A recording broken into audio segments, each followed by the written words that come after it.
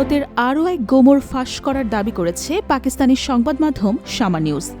সংবাদ মাধ্যমটির দাবি সত্য হলে ভারতের প্রধানমন্ত্রী নরেন্দ্র মোদীর মাথায় বাজ পড়ার মতো ঘটনাই ঘটেছে। মোদীর কয়েকখানা রাফাল বিমান হারানোর চেয়েও এই খবর ভয়াবহ। শামা নিউজের দাবি, অপারেশন সিঁদুরের সময় ভারতের সেনাদের ভয়াবহ ক্ষতি ও প্রাণহানি ঘটেছে, আর প্রাণহানির সেই সংখ্যা আঁতকে ওঠার মতো। এই দাবি দিল্লির মাথা ঘুরিয়ে দেওয়ার জন্য যথেষ্ট। শামা নিউজের দাবি, অপারেশন সিঁদুর নামের ওই অভিযানে ভারতীয় বাহিনীর 250 জনেরও বেশি সেনা সদস্য প্রাণ হারিয়েছেন। ভারতের সরকার যদিও এখনও এই বিষয়ে মুখ বন্ধ রেখেছে, কিন্তু প্রকৃত সত্য চাপা থাকেনি, ছড়িয়ে পড়েছে আন্তর্জাতিক এবং কিছু ভারতীয় স্বাধীন গণমাধ্যমেও। ঘটনা শুরু হয়েছিল জুনের শেষ সপ্তাহে, যখন কাশ্মীরের নিয়ন্ত্রণ রেখায় হঠাৎ করেই গোলাগুলির তীব্রতা বেড়ে যায়। ভারতীয় সেনাদের একাধিক পোস্টে হামলা চালায় পাকিস্তানি বাহিনী। তারই প্রতিক্রিয়ায় ভারত চালায় অপারেশন সিঁদুর, কিন্তু অপারেশনটি প্রত্যাশামতো সফল হয়নি।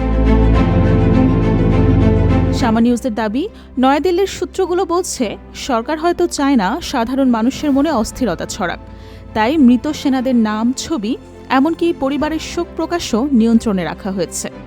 অনেক পরিবারকে অনুরোধ করা হয়েছে যেন তারা সামাজিক যোগাযোগ মাধ্যমে কিছু না বলেন।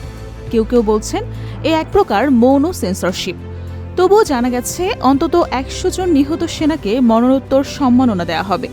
এদের মধ্যে রয়েছেন 4 জন যুদ্ধ বিমান চালক, 3 জন রাফাল ও 1 জন সু-30 পাইলট। বিমান বাহিনীর আরও 7 জন সদস্য এবং 10 ইনফ্যান্ট্রি ব্রিগেডের জি-টপ পোস্টে শহীদ হওয়া 5 সেনাকেও রাখা হয়েছে এই তালিকায়।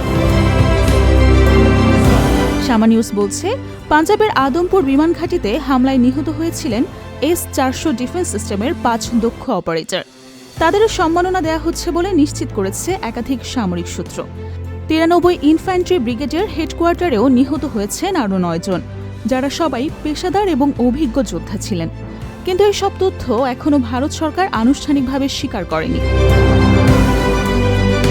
অন্যদিকে পাকিস্তানের সরকার ও সেনাবাহিনী তাদের বুনিয়ান ও মারসুস অভিযানকে বিজয় দিবস হিসেবে উদযাপন করছে।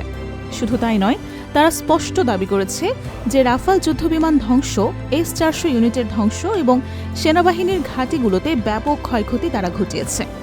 পাঠানকোট এবং উধমপুর ঘাঁটির ক্ষয়ক্ষতির বিষয়েও ভারত এখনও চুপ। অথচ আন্তর্জাতিক উপগ্রহ চিত্র এবং প্রতিরক্ষা বিশ্লেষকদের মতে এই ঘাঁটিগুলোতে আঘাত লেগেছে সরাসরি। শামা নিউজের দাবি, ভারত তথ্য লুকিয়ে নিজেদের বিজয় দাবি করতে চাইলেও আসলে তারা গোপন শোকই পালন করছে।